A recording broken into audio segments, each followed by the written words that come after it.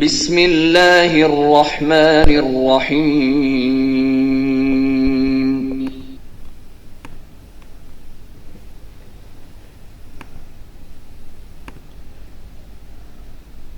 وظللنا عليكم الغمام وأنزلنا عليكم المن والسلوى كلوا من طيبات ما رزقناكم وما ظلمونا ولكن كانوا أنفسهم يظلمون وَإِذْ قُلْنَا ادْخُلُوا هَٰذِهِ الْقَرْيَةَ فَكُلُوا مِنْهَا حَيْثُ شِئْتُمْ رَغَدًا وَادْخُلُوا الْبَابَ سُجَّدًا وَقُولُوا حِطَّةٌ نَّغْفِرْ لَكُمْ خَطَايَاكُمْ وَسَنَزِيدُ الْمُحْسِنِينَ فَبَدَّلَ الَّذِينَ ظَلَمُوا قَوْلًا غَيْرَ الَّذِي قِيلَ لَهُمْ فَأَنزَلْنَا عَلَى الَّذِينَ ظَلَمُوا رِجْزًا مِّنَ السَّمَاءِ بِمَا كَانُوا يَفْسُقُونَ وَإِذِ اسْتَسْقَىٰ مُوسَىٰ السلام علیکم ورحمۃ اللہ وبرکاتہ۔ رب اشرح لی صدری ویسر لی امری واحلل عقدۃ من لسانی یفقہوا قولی۔ کل ہم نے آیت نمبر 59 تک سورہ بقرہ کی کور کر لی تھی۔ آج ہم اسی کے ساتھ سلسلہ جوڑتے ہیں، لیکن اس سے پہلے تھوڑا سا بس جو کل ہم نے ظاہر ابھی ہم جو ہمارا سلسلہ چل رہا ہے وہ بنی اسرائیل کے بارے میں ہی جو آیات ہیں، اور یہ تقریباً جیسے نظر آ رہا ہوگا آپ کو کہ آیت نمبر 123 تک، یعنی 39 سے شروع ہو کے آیت نمبر 123 تک جو ہے مسلسل بنی اسرائیل کے بارے میں بات کی گئی ہے۔ اچھا، اس میں دونوں پہلو سے بات کی گئی ہے۔ پہلے ان کی تاریخ ان کے سامنے رکھ دی گئی ہے، اور اس کے بعد پھر اس وقت جو مدینہ کے اندر یہود آباد تھے، جو بنی اسرائیل آباد تھے، ان کا کیا رویہ تھا، ان کی کیا پرابلم تھی، وہ بھی اللہ تعالیٰ نے بالکل سامنے لا کے رکھ دیا ہے۔ اور ظاہر ہے کہ یہ جیسے ہم پہلے بھی بات کر چکے ہیں، یہ اصل میں چارج شیٹ ہے، جرائم کی فہرست ہے جو اللہ تعالیٰ ان کی بیان کر رہا ہے۔ کوئی تاریخ کے سیکوینس میں کوئی سٹوری، کوئی کہانی نہیں ہے، بلکہ یہ صرف وہ چارج شیٹ ہے جو کہ پریزنٹ کی جا رہی ہے سامنے ان کے، کہ کیوں ان کو اب اس وقت اس امہ کی اسٹیٹ سے جو ہے وہ اتارا جائے گا۔ تو اسی سلسلے میں ابھی تک جو ہم نے بات کر لی ہے وہ اسی کو اگر ہم سمرائز کر لیں تو جو ابتدا ہوتی ہے ان کے اوپر سب سے بڑا چارج ہی اللہ تعالیٰ جو ہے وہ یہ لگا رہا ہے کہ ان کو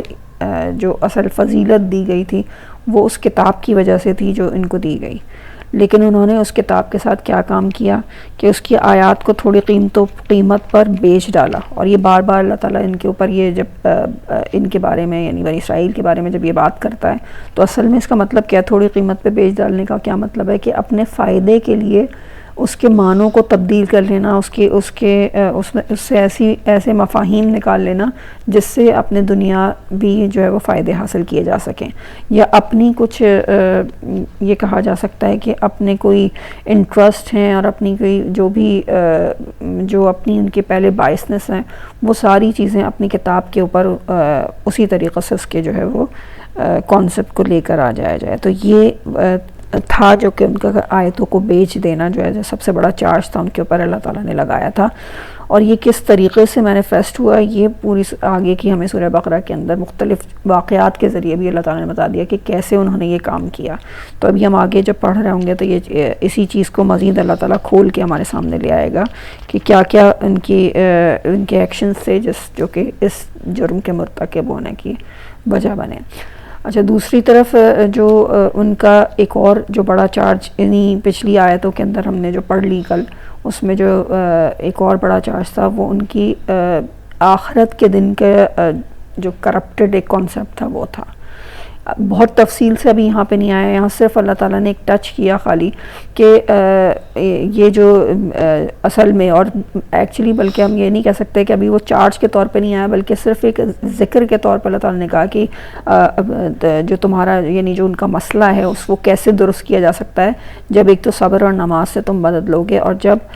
تمہارا جو آخرت کا کانسیپٹ ہے وہ اگر صحیح ہوگا تو پھر جو ہے وہ دنیا کی ساری چیزیں صحیح ہو جائیں گی. اب یہ آخرت کے کانسیپٹ میں ان کے کیا مسائل تھے یہ بھی اب جب ہم جیسے جیسے آگے پڑھتے چلے جائیں گے وہ ہمارے سامنے اللہ تعالیٰ کھولتا چلا جائے گا.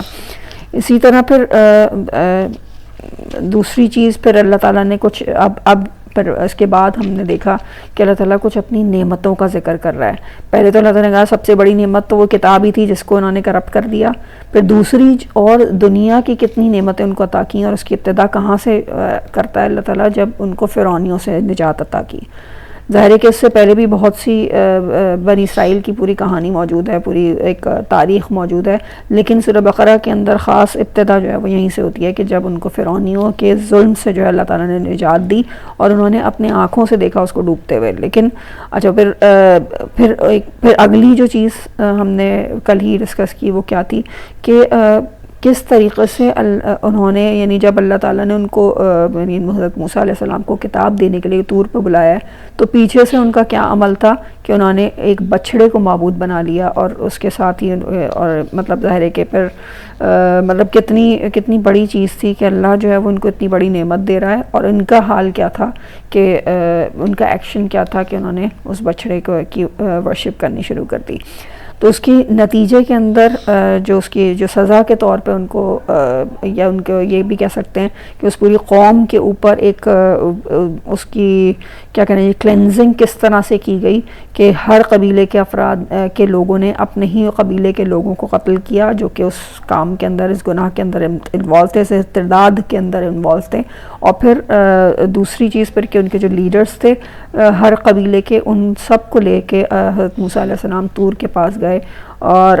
لیکن اس وقت پہ یہ جو خاص ایونٹ ہے نا طور کے پاس ان کو لے کے جانا اور اس وقت پہ اللہ تعالیٰ نے اس پہاڑ کو اٹھا کے ان سے عہد لیا تھا. یہ عہد اللہ تعالیٰ بار بار یاد دلائے گا ان کو. یہ اتنا بڑی چیز تھی اصل میں کہ اور وہ کیا ہے تھا خذوا ما آتیناکم بقوہ. یہ اللہ تعالیٰ نے طور کو ان کے اوپر اٹھا کے یہ میثاق کا لفظ استعمال کیا یعنی پکا پختہ عہد اللہ تعالیٰ نے ان سے لیا تھا کہ یہ جو تمہیں کتاب دی جا رہی ہے اس کو تم مضبوطی سے تھامے رہو گے. اور ظاہر مضبوطی سے تھامنے کا مطلب یہ نہیں تھا کہ بس اس کو پکڑ کے اور باقی عمل جیسا بھی ہو. خضوع کا مطلب ہی یہ ہے کہ یعنی کتاب کو تھامنے کا مطلب یہ ہے کہ تم اپنی انفرادی اپنی اجتماعی ہر قسم کے معاملات کے اندر اب جو انسٹرکشنز اس کتاب کے اندر دی جا رہی ہیں ان کے حساب سے ان کے مطابق تمہیں اپنے فیصلے کرنے ہوں گے, اس کے مطابق تمہیں اپنی زندگی گزارنی ہوگی. تو یہ خاص عہد تھا جو ان سے لیا گیا تھا اور یہ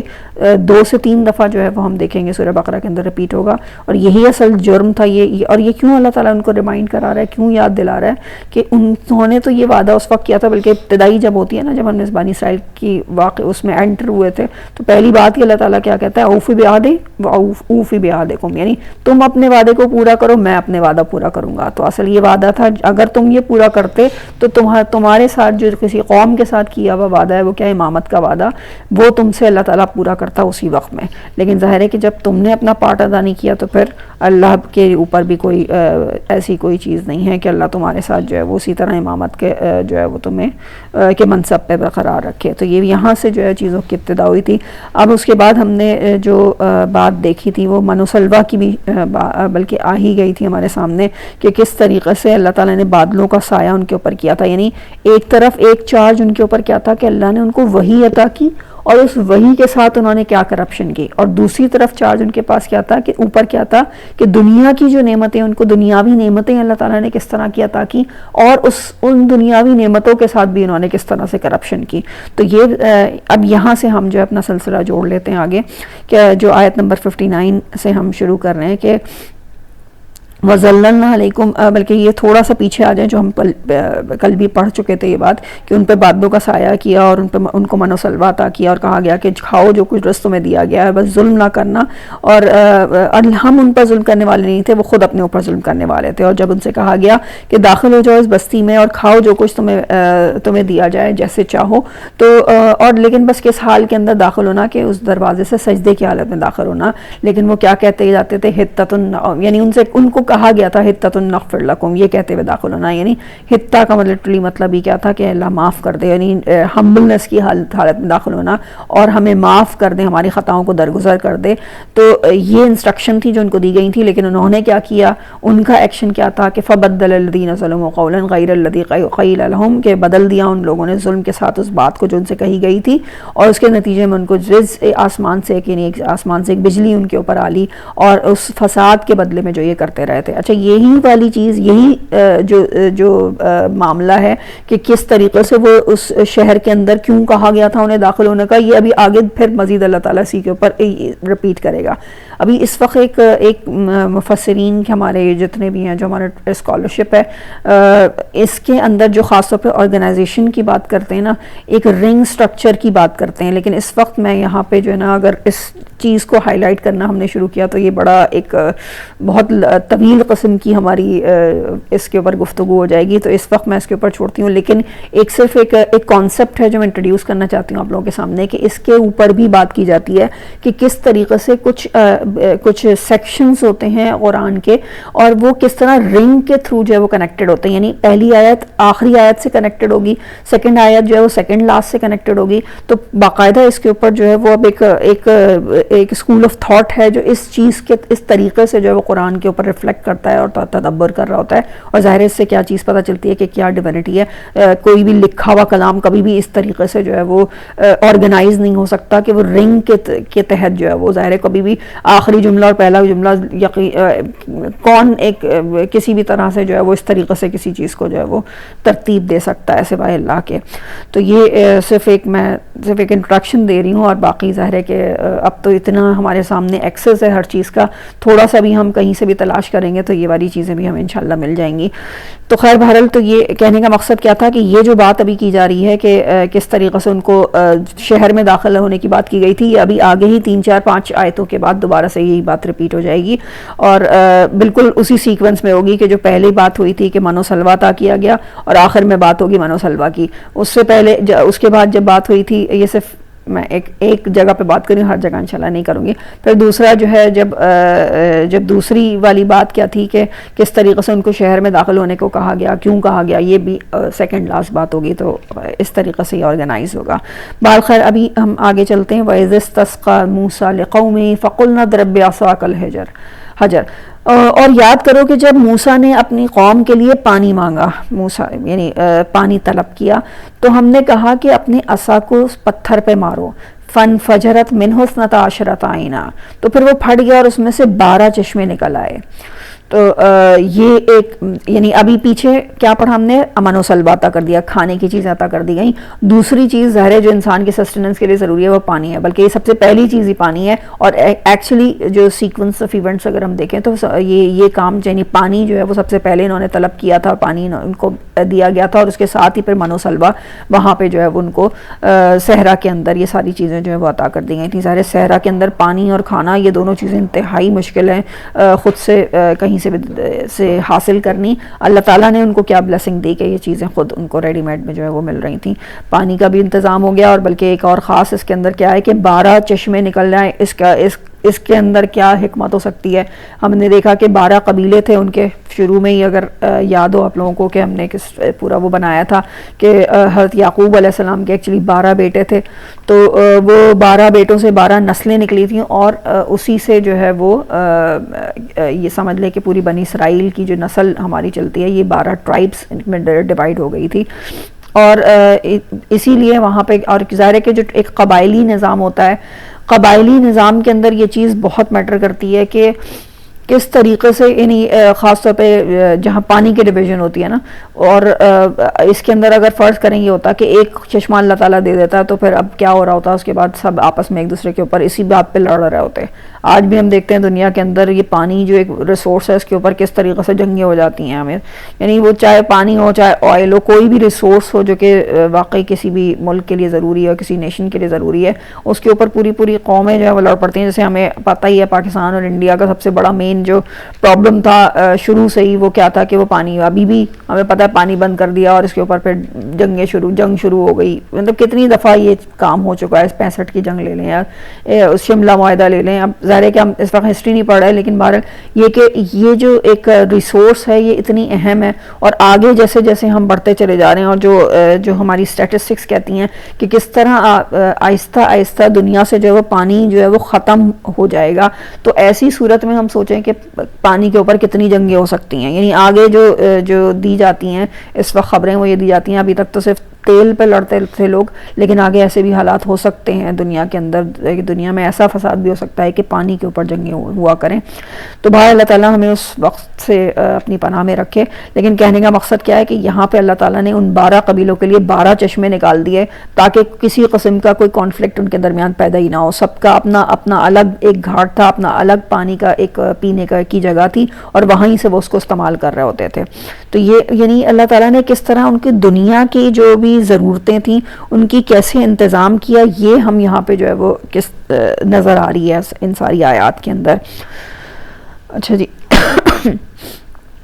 کلوا واشربوا من رزق اللہ، کھاؤ اور پیو اللہ کے رزق میں سے، ولا تعثوا فی الارض المفسدین، اور نہ چلتے پھرو زمین میں فساد کرتے ہوئے.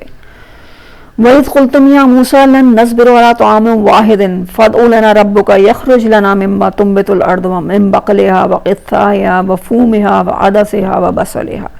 یہ وہ فساد تھا جو انہوں نے کیا. اللہ تعالیٰ نے کہا تھا کہ زمین پہ فساد نہ کرتے پھرو، لیکن انہوں نے کیا کیا نتیجے کے اندر؟ اللہ نے ان کو کھانے پینے کے لیے دونوں چیزیں عطا کر دیں اور اتنا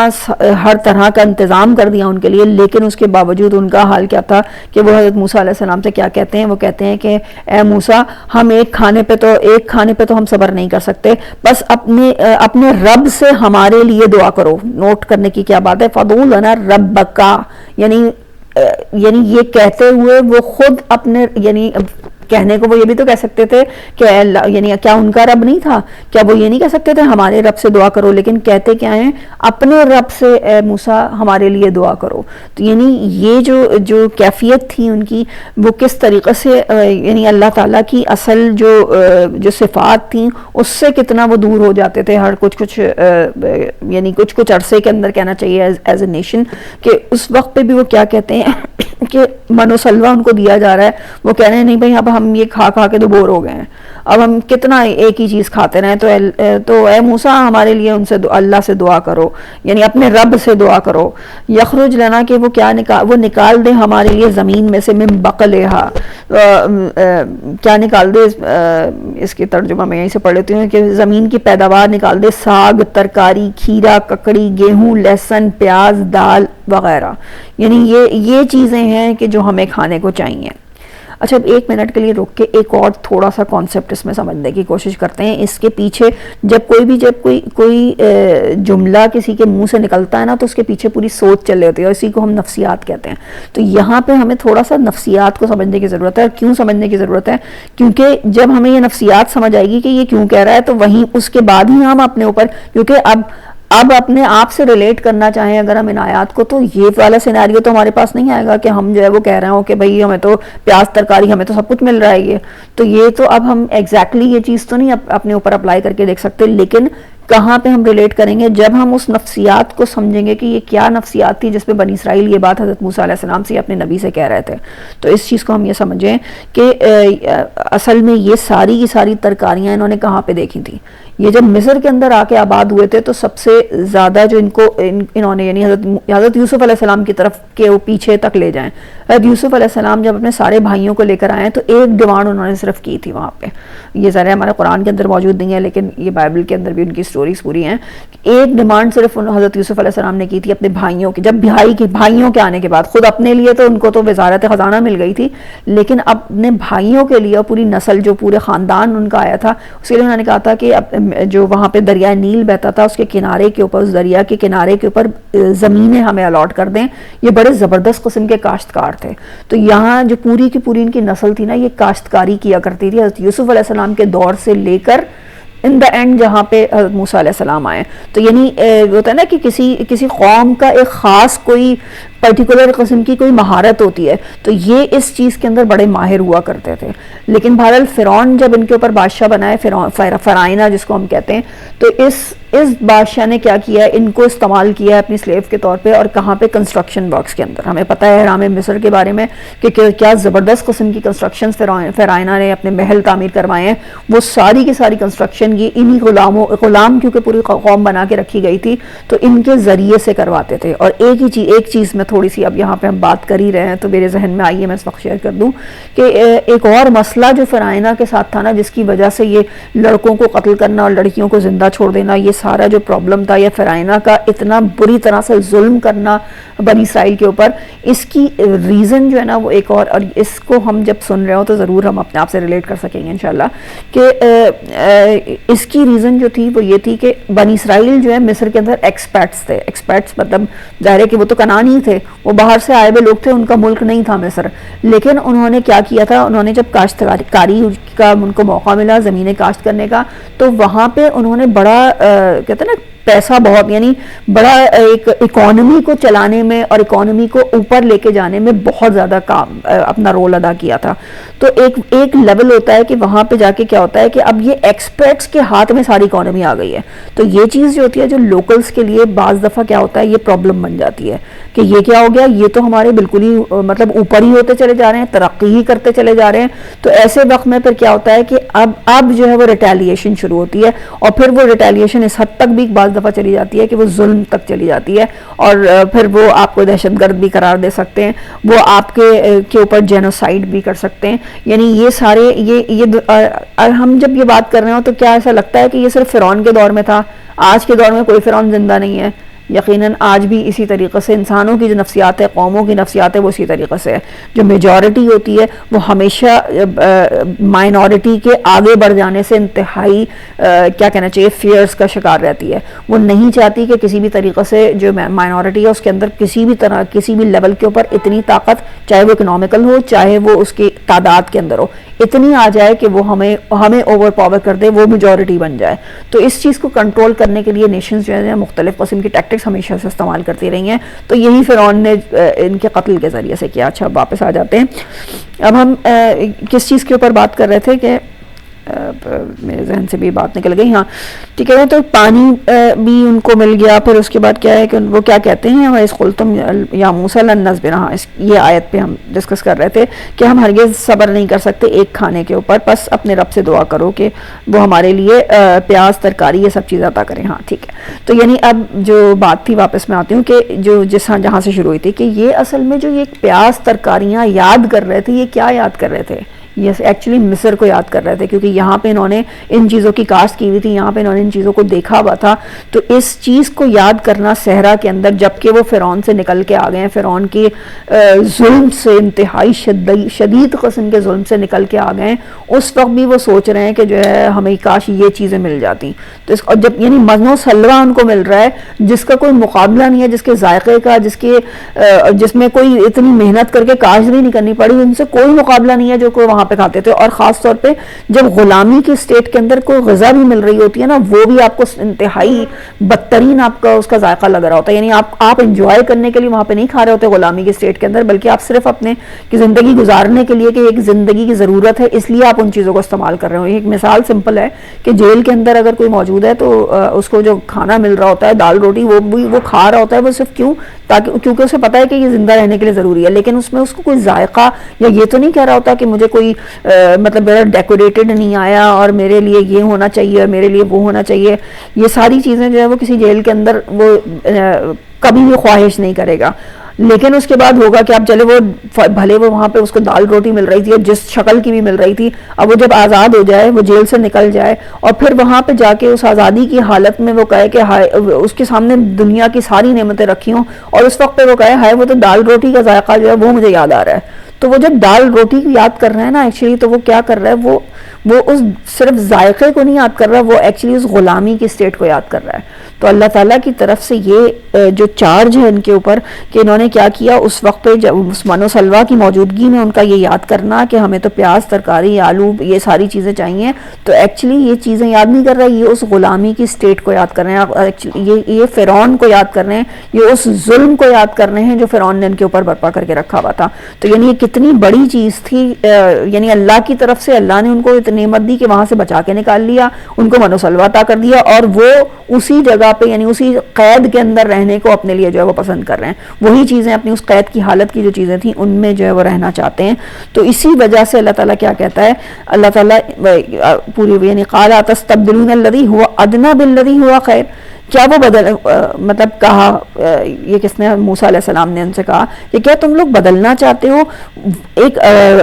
بہتر چیز سے ایک چھوٹی چیز کو، وہ ادنا یعنی ایک تم یہ جو بالکل ادنا چیزیں زمین سے نکلنے والی یہ ادنا چیزوں کو تم ایک بہتر خیر کی چیز سے جو من و سلوہ تمہیں اللہ تعالیٰ عطا کر رہا ہے اس سے بدلنا چاہتے ہو. اور ایکچولی کہنے کا حضرت موسیٰ علیہ السلام بھی یہ سمجھ رہے تھے کہ یہ کہنا صرف یہ کہنا نہیں ہے کہ ہمیں کھانا پینے میں یہ والی چیزیں ویرائٹیز چاہیے، بلکہ ایکچولی یہ اس قید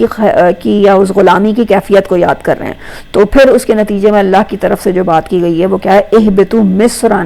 فإن لکم ما سألتم. یعنی آپ لفظ بھی دیکھیں اللہ تعالیٰ نے کیا استعمال کیا. قرآن کا اعجاز ہی یہ ہے کہ مصرن کا مطلب، ویسے تو مصر ہمیں پتہ ہے ایجپٹ ہے، اس کو کوئی عربی اگر نہیں جانتا وہ کہے گا اچھا اللہ تعالیٰ کہہ رہے ہیں مصر میں چلے جاؤ، لیکن اصل میں مصر کا مطلب جو ہوتا ہے لٹرل میننگ عربی کے اندر شہر کو کہتے ہیں. تو اللہ تعالیٰ کہہ رہا ہے جاؤ اتر جاؤ شہر کے اندر. اور لفظ کیا استعمال کیا، شہر کے بہت سے بلدہ بھی شہر کو کہتے ہیں، اور بھی الفاظ ہوتے ہیں عربی کے اندر شہر کے لیے، لیکن اللہ تعالیٰ مصر کا ورڈ استعمال کرتا ہے. اور اسی لیے کہ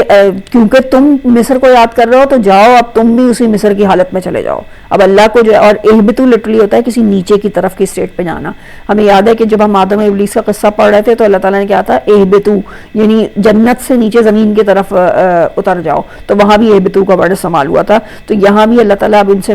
کیا کہہ رہا ہے کہ جاؤ اتر جاؤ مصر میں، یعنی شہر کے اندر، وہاں بس بے شک تمہیں وہاں پہ ملے گا، تمہارے لیے وہاں پہ ہوگا ما سألتم، جو کچھ جس کا تم سوال کرتے ہو. پھر اس کے بعد اللہ کی طرف سے آتا ہے وَضُرِبَتْ عَلَيْهِمُ الذِّلَّةُ وَالْمَسْكَنَةُ. اور یہ ذلت اور مسکنت یہ ایکچولی ہوتی ہے غلامی کی اسٹیٹ. غلامی کی جو ایک اسٹیٹ ہوتی ہے جس کے اندر انسان اپنے آپ کو ایلیویٹ ہی نہیں کر سکتا، اپنے آپ کو اٹھانے کے قابل نہیں ہوتا، وہ صرف پست رہنا چاہتا ہے، وہ صرف یہ چاہتا ہے کہ اسے کوئی کنٹرولنگ اس کے اوپر پاور ہو. چاہتا کیا ہے بلکہ ہوتا ہے وہ ایکچولی. غلامی ہوتی ہی یہ اسٹیٹ ہے کہ کوئی کنٹرولنگ پاور ہے، وہ اس کو جو کچھ کہہ رہی ہے بس وہ آنکھیں بند کر کے اسی طرح سے چلتا رہے گا. اور پھر دوسرا یہ کہ وہ اس اسٹیٹ سے اتنی نچلی سطح کے اوپر ہوتا ہے کہ وہ اس اسٹیٹ سے نکل بھی نہیں سکتا، یعنی وہ مسکنت کی حالت میں ہوتا ہے، مسکین ہوتا ہے، وہ اپنی اس حالت کو تبدیل کرنے سے بھی قاصر ہوتا ہے. یعنی یہ بالکل، یعنی اللہ تعالیٰ کیا کہتا ہے کہ بس ان کے اوپر تھوپ دی گئی ذلت اور مسکنت، یعنی وہ جو غلامی وہ یاد کر رہے تھے اللہ تعالیٰ نے وہ غلامی ان کے اوپر تھوپ دی. وَبَاءُوا بِغَضَبٍ مِّنَ اللَّهِ، اور وہ اللہ کا غضب لے کر پلٹے. ذَلِكَ بِأَنَّهُمْ كَانُوا يَكْفُرُونَ بِآيَاتِ اللَّهِ، یہ اس لیے کہ انہوں نے کفر کیا تھا اللہ کی آیات سے. وَيَقْتُلُونَ النَّبِيِّينَ بِالْحَقِّ، اور قتل کیا تھا انبیاء کا بغیر حق کے. ذَلِكَ بِمَا عَصَوْا، اور یہ اس لیے کہ وہ نافرمانی کرتے تھے. وَكَانُوا يَعْتَدُونَ، اور وہ حدود سے نکل جاتے تھے. تو یہ یہاں پہ اس رکوع کے اندر اگر ہم دیکھیں کہ کس طریقے سے اللہ تعالیٰ نے ان کا یہ پورا، اس رکوع بھی کہہ لیں بلکہ پیچھے سے پورا جو ہم پڑھ رہے ہیں کہ دنیاوی جو نعمتیں اللہ تعالیٰ نے ان کو عطا کی تھیں اس کے باوجود وہ اپنی اس غلامی کو یاد کرنے میں لگے ہوئے تھے. اور یعنی ظاہر ہے کہ غلامی کو یاد کرنے کا کیا مطلب ہے، ناشکرے پن کا شکار تھے. تو یہ ناشکرہ پن ان کو کہاں پہ الٹیمیٹلی لے گیا کہ وہ ذلت اور مسکنت کا شکار ہو گئے، اور ایسی ذلت تھی کہ اس میں سے وہ نکلنے کے بھی قابل نہیں. اب پھر ہم اپنے اوپر یہی چیزیں سب رکھ کے دیکھ لیں کہ یہ تو نہیں ہے نا کہ صرف اللہ تعالیٰ ان سے کہہ رہا ہے. اللہ تعالیٰ ہم اس وقت امت مسلمہ سے بھی، ظاہر ہے کہ جب ہم قرآن پڑھ رہے ہیں تو جب بنی اسرائیل کے بارے میں، پچھلی امت کے بارے میں پڑھ رہے ہیں تو یہ ساری چیزیں ہمارے لیے بھی ایز اٹ ٹرو ہیں. تو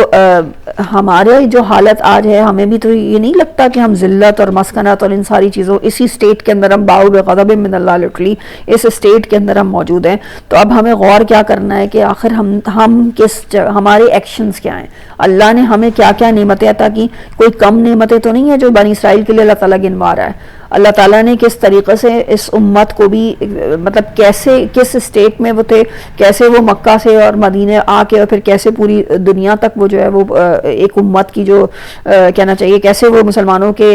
اسلام کے جھنڈے جو ہے وہ پوری دنیا تک پہنچے تھے، لیکن اس کے بعد کس طریقے سے ہم نے جو ہے وہ کیا کرپشن جو ہے وہ دنیا کے اندر کی، اور بالآخر کہاں کس اسٹیٹ کے اندر پہنچ گئے کہ وہی غلامی کی اسٹیٹ پہ ہم واپس ہو گئے. لٹرلی وہ غلامی ہو سکتا ہے کہ کوئی ہمارا بادشاہ فرعون بن کے نہیں بیٹھا ہوا، لیکن ہم ذہنی طور پہ کسی بھی غلام سے کم نہیں ہیں. ہم ہر جگہ پہ ہم کیا دیکھ رہے ہوتے ہیں، ہمارے جو آقا ہم جیسے کر رہے ہیں ہمیں ویسے ہی فالو کرنا ہے. تو یعنی کوئی اور لٹرلی وہی بات آ گئی کہ یہ مسکنت والی اسٹیٹ ایسی ہمارے اوپر طاری ہو چکی ہے کہ ہم اس اسٹیٹ سے نکلنا ہی نہیں چاہتے. ہم نے قبول کر لیا ہے اس غلامی کو، ہم سمجھتے ہیں کہ ہاں بس ٹھیک ہے ہم ایسے ہی ٹھیک ہیں، ہم اسی طریقے سے ہی ہمارے جو بڑے آقا موجود ہیں وہ جو کر رہے ہیں، وہ جو کلچر لے کر آئیں گے، وہ جو بات کریں گے، وہ جو ریسرچ کریں گے، بس صرف وہی جو ہے وہ وہی ہے کہ وہی ہمیں اس کو ایکسیپٹ کرنا ہے ایز اٹ از، اور اپنے اوپر بھی جو ہے وہ انہی چیزوں کو بس امپلیمنٹ کرنا ہے. تو یہ جو اسٹیٹ ہے وہ ہماری کس وجہ سے ہے؟ کیونکہ ہم نے اس آزادی کی جو اللہ تعالیٰ نے ہم عطا کی تھی، اس دین کی جو اللہ تعالیٰ نے ہمیں اسلام کے طور پہ جو ہے ہمیں عطا کر دیا تھا، جب اس کتاب کی خاص طور پہ جو اللہ نے ہمیں ہمارے بھی ہاتھ میں دی تھی، اور ہم سے بھی وہ یہ عہد لیا تھا جیسے کہ جو کہ ان کے اوپر طور اٹھا کے لیا گیا تھا، لیکن ہم سب کلمہ لا الہ الا اللہ پڑھ کے ہم بھی اسی عہد کے پابند ہو جاتے ہیں کہ اس کتاب کو خذوا ما آتیناکم بقوۃ، جو کچھ بھی تمہیں دیا جا رہا ہے اسے قوت کے ساتھ مضبوطی کے ساتھ تھام لو. تو جب ہم اس کے ساتھ اس طرح کی کرپشن کریں گے تو اللہ کی طرف سے وہی چیز جو کہ بنی اسرائیل کے اوپر ہوئی، سیم اسٹیٹ ہمارے اوپر بھی طاری ہو چکی ہے، بلکہ ہے اس وقت طاری بالکل. چلیے اب آگے چلتے ہیں. ان الذین آمنوا والذین ہادوا والنصارى والصابئین، بے شک وہ لوگ کہ جو ایمان لائے اور وہ لوگ کہ جو یہودی ہو گئے اور جو عیسائی ہوئے، والصابئین اور جو صابی ہوئے. من آمن باللہ، جو کوئی ایمان لائے گا اللہ پر، والیوم الاخر اور یوم آخرت پر، وعمل صالحا اور نیک عمل کرے گا، فلہم اجرہم عند ربہم، پس ان کے لیے اجر ہوگا ان کے رب کی طرف سے، ولا خوف علیہم ولا ہم یحزنون، اور نہ ان کے اوپر کوئی خوف ہوگا اور نہ وہ غمگین ہوں گے. اچھا یہ آیت بہت کیا کہنا چاہیے مس ریپرزینٹ بھی کی جاتی ہے، مس کوٹ بھی کی جاتی ہے، اور اس کو کس لیے استعمال کیا جاتا ہے کہ یہ بڑی دیکھیں ہمارے دین کے اندر کتنی ڈائیورسٹی کو جو ہے وہ ایکسیپٹ کیا جاتا ہے. اللہ تعالیٰ ہی کہہ رہا ہے کہ چاہے وہ یہودی ہو، چاہے نصارہ ہو، چاہے صابی جو ہے آتش پرستوں کو کہا جاتا ہے. یہ ایک ریلیجن تھا جو نبی صلی اللہ علیہ وسلم جس وقت آئے ہیں اس وقت پہ بڑا اچھے خاصی تعداد میں موجود تھا. تو اس ریلیجن کے بارے میں بھی اللہ تعالیٰ نے 2-3 دفعہ قرآن کے اندر یہاں پہ ذکر آیا ہے. لیکن بہرحال یہ ہے کہ کوئی بھی یہاں اللہ تعالیٰ کیا کہہ رہا ہے، کسی بھی دین کے اوپر ہو. اچھا اس کو استعمال کیسے کیا جاتا ہے پہلے وہ رکھ لیتے ہیں، پھر اللہ کیا کہہ رہا ہے ہم اس سے سمجھنے کی کوشش کرتے ہیں کہ اللہ کیا بات کہہ رہا ہے. استعمال کیسے کیا، وہی جو میں کہہ رہی تھی کہ اس کو کہا جاتا ہے کہ کلچرل اس کے اندر بڑی وہ ہے، مطلب کلچرل نہیں بلکہ ریلیجس وہ ہے کہ آپ ایکسیپٹنس ہے کسی بھی قسم کا دین ہو، لیکن بس صرف اللہ پر اگر ایمان رکھتا ہے تو یہودی بھی تو اللہ پر ایمان رکھتے ہیں، اور یوم آخرت کا کانسیپٹ یہودیوں میں بھی ہے، نصارہ میں، یعنی جو اہل کتاب ہیں وہ سب اللہ اور یوم آخرت پر تو ایمان رکھنے والے ہیں. یا عملہ صالحا، اگر وہ اچھے کام کر رہے ہیں، یعنی اچھے بہت سے نیک لوگ بھی تو ہوتے ہیں یہودی اور عیسائی، تو پھر اس کا مطلب ہے کہ بھائی اللہ نے ان کے لیے تو کہہ دیا ہے کہ یہ بھی ان کے لیے مطلب یہ وہی مطلب ہم کیا کہنا چاہیے کہ ان کا جو کی نجات بھی اللہ کی طرف سے جو ہے وہ فائنلائز ہوگی. کیونکہ یہ لا ولا خوف علیہم ولا ہم یحزنون اگر یاد ہو اس سے پہلے کہاں پہ آیا تھا، حضرت آدم اور کے ہی قصے کے اندر، اور کیوں آیا تھا کہ اللہ تعالیٰ نے کہا تھا کہ جو کوئی اس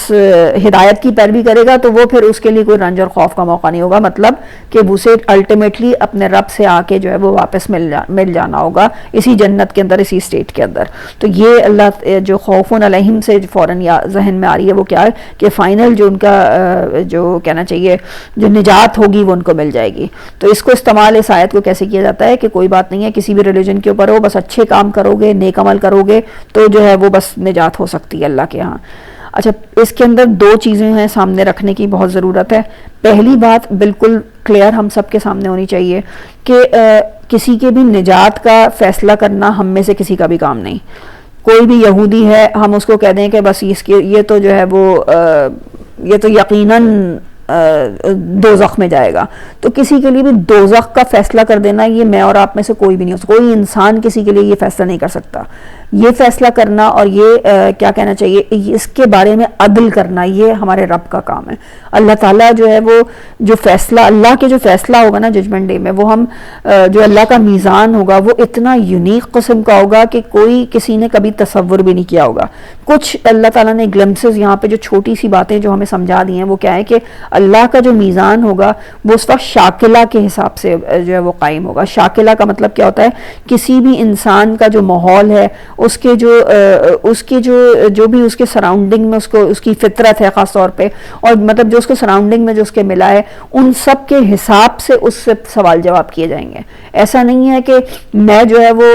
میرے پاس جو ہے وہ چوائسز بہت تھیں اور میرے پاس یعنی کہ ایکسس بہت تھا دین کا، یا میرے پاس مواقع بہت زیادہ تھے اور اس کے باوجود یا کہہ لیں کہ میرے پاس مواقع بہت تھے اور میں کام کر رہی تھی، لیکن کوئی دوسرا شخص ہے اس کے پاس مواقع ہی نہیں ہے کام کرنے کے، اس کو کوئی یعنی وہ اتنا کسی چیز کے اندر ہے یا کوئی بھی وہ ایسے ماحول کے اندر رہتا ہے کہ وہ اس کے لیے پاسبل نہیں ہے اس طریقے سے کام کرنا جیسے میں نے کیا، تو یہ نہیں ہو سکتا کہ میں اور آپ ایک دوسرے کو کمپیئر کر رہے ہوں، کوئی بھی ایک دوسرے کا کمپیریزن نہیں ہو سکتا ہے۔ اللہ تعالیٰ نے جو شاکلہ بنایا اس کے حساب سے اس کو، یعنی مجھے جو صلاحیت اللہ تعالیٰ نے دی، مجھے جو وقت اللہ تعالیٰ نے دیا، مجھے جو مواقع اللہ تعالیٰ نے دیے، اس کو میں نے کس حد تک ایکسپلائٹ کیا، یہ ہے میرا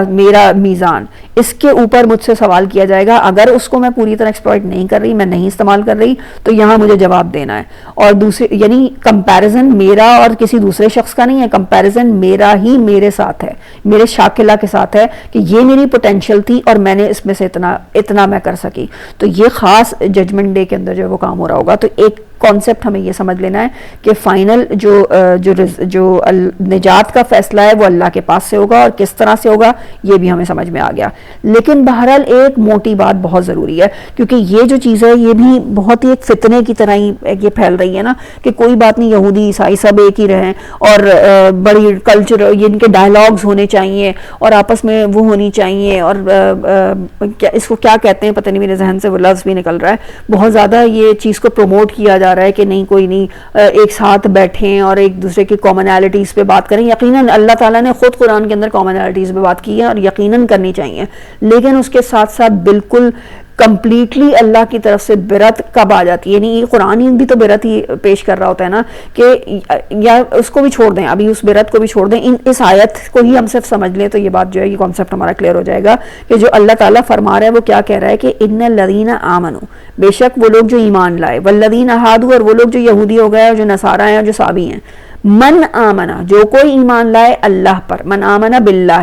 دو قسم کے بلکہ ایمان آئے، تیسرا ایمان یہاں پہ نہیں ذکر کیا گیا، لیکن دو جو ایمان ہے وہ کیا ہیں؟ من آمن باللہ والیوم الآخر، اور یعنی اللہ پر ایمان لائے اور یوم آخرت پر ایمان لائے۔ تو اب سوال سب سے پہلی بات جو پیدا ہوتی ہے کہ اللہ پر ایمان کا جو کانسیپٹ ہے وہ کون دے گا؟ وہ کیسے پتہ چلے گا کہ اللہ پر ایمان ہوتا کیا ہے؟ یا یوم آخرت پر جو ایمان ہے وہ کیا میرے اور آپ کے سوچ کے اوپر یا میری اور آپ کی فیلنگز کے اوپر چھوڑ دیا جائے گا؟ ورنہ تو اگر ہماری فیلنگز پہ چھوڑ دیا جائے تو جو ہندو ہیں ان کے پاس بھی پورا انکارنیشن کا کانسیپٹ موجود ہے، بڑی بڑی فلاسفیز موجود ہیں انکارنیشن کے کانسیپٹ کے اوپر، تو کیا یہ فلاسفیز قبول کی جائیں گی؟ یا وہ ایمان اصل میں اللہ کے پاس جو ہے وہ قابل قبول ہوگا جو اس وحی کے ذریعے سے اللہ تعالیٰ دے رہا ہے؟ اچھا، اس جگہ پہ اگر وحی کا لفظ استعمال نہیں ہوا تو کیا مطلب ہے کہ اللہ تعالیٰ نے پورے قرآن میں کہیں پہ بھی ریولیشن کے اوپر یا وحی کے اوپر ایمان کی بات نہیں کی؟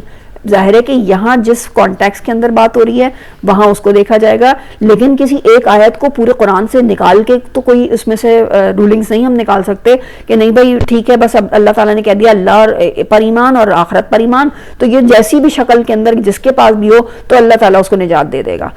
یہ بات نہیں ہے۔ وہ جو ایمان اور وہ ایمان ایکسیپٹیبل ہے اور وہ یوم آخرت پر ایمان ایکسیپٹیبل ہے جو کہ آخری نبی جو نبی اکرم صلی اللہ علیہ وسلم کے ذریعے سے اللہ تعالیٰ نے اب بھیج دیا۔ اس سے پہلے ہر نبی یہ دعوت لے کر آیا ہے، لیکن مسئلہ کیا ہوا کہ ہر نبی کی وہ دعوت کرپٹ ہو گئی۔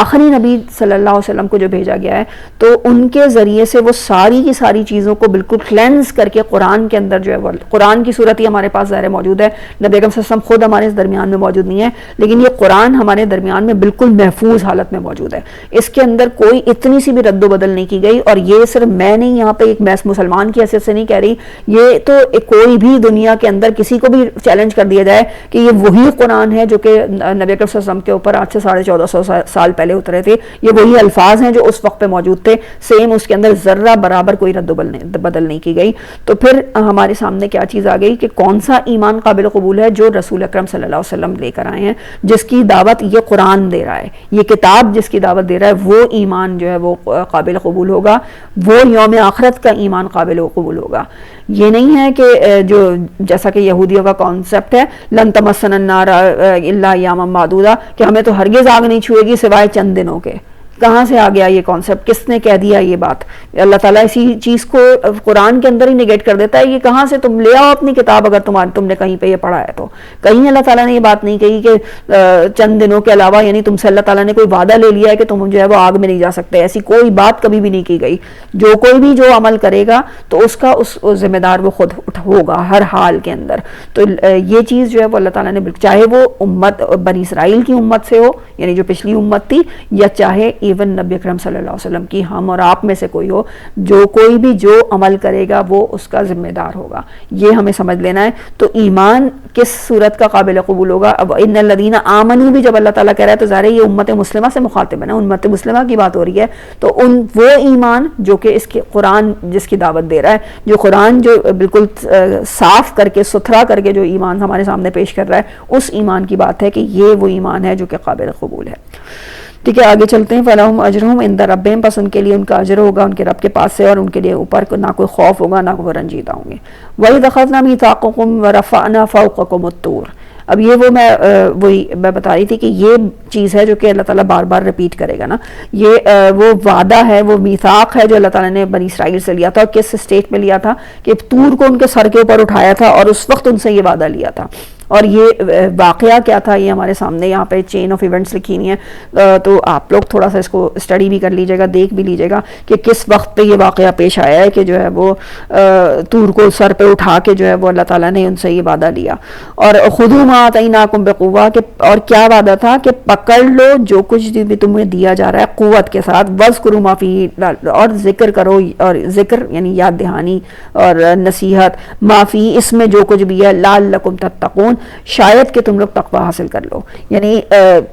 اگلی بات ہی میں, یعنی قوت کا کس طریقے سے قوت کے ساتھ پکڑا جائے گا, کیسے جو ہے مضبوطی سے پکڑا جائے گا. تو وَاذْكُرُوا لٹرلی ایک تو خود اپنے آپ کو بھی ریمائنڈ کرانا ہے, اور پھر ساتھ میں صرف اپنے آپ کو ہی نہیں ریمائنڈ کرا دینا, اس کا لازمی اس سے دوسرا ایک اور مطلب سمجھ میں آ رہا ہے کہ وَاذْكُرُوا اس کے ذریعے سے دوسروں کو بھی جو ہے وہ نصیحت کرنے والے بنو. یعنی یہ تو تمہیں کتاب دی جا رہی ہے, وہ صرف اس لیے نہیں ہے کہ اپنے گھر میں بیٹھ کے تم جو ہے وہ تلاوت کر لو, یا اپنے گھر میں بیٹھ کے تم جو ہے وہ برکت کے لیے پڑھ لو اور اتنی جو ہے وہ تمہیں ثواب مل جائیں گے, بلکہ اس کے ذریعے سے نصیحت کرتے رہو. یعنی ظاہر کس کو کی جائے گی نصیحت کی جائے گی؟ تو دوسرے جو آپ کے اراؤنڈ میں لوگ ہیں انہی کو کی جائے گی. تو بنی اسرائیل جب قوم کے حیثیت سے بات ہو رہی ہے تو لازمی ہے کہ جس کے پاس جو کوئی بھی کتاب کا علم موجود ہے وہ اس کے ذریعے سے دوسروں کو پہنچانے والا بنے. اور پھر وہی ہے, میں نے الفاظ کا چناؤ سے اسی لیے کیا کہ ہم ایسا نہ ہو کہ سمجھے کہ صرف بنی اسرائیل سے کہا جا رہا ہے. سیم بالکل یہ سب باتیں ہمارے لیے بھی ایسے ہی ٹرو ہوں گی.